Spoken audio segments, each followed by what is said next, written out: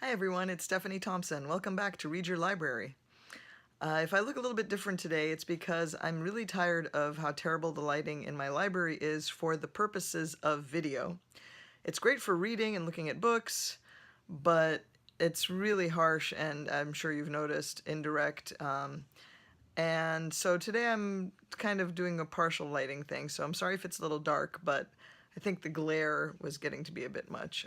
So we'll see how this goes.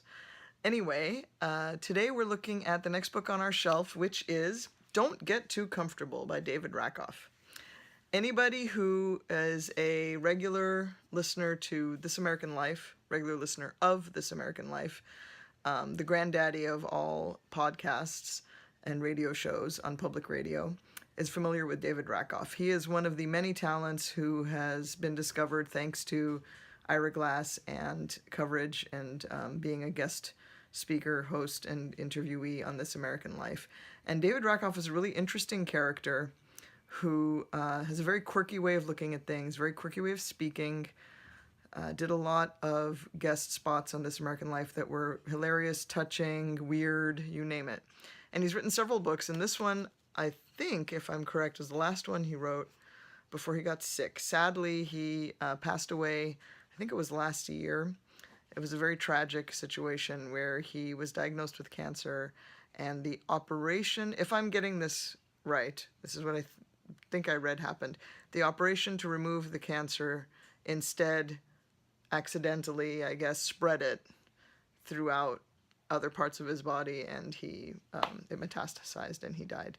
But in any case, this book is a series of essays he wrote about where our culture is today in terms of a culture of excess, and it's very biting and witty. His way of writing is really interesting.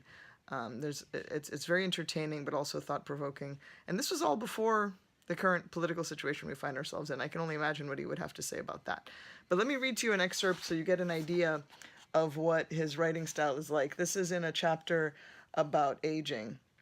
I once bleached my hair almost to platinum for a part in a short film.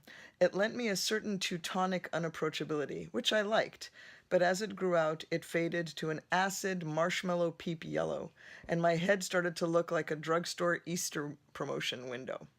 Dark roots and straw dry hair look fine on a college kid experimenting with peroxide, but I looked like a man of a certain age with a bad dye job, clutching at his fleeting youth with bloody fingernails.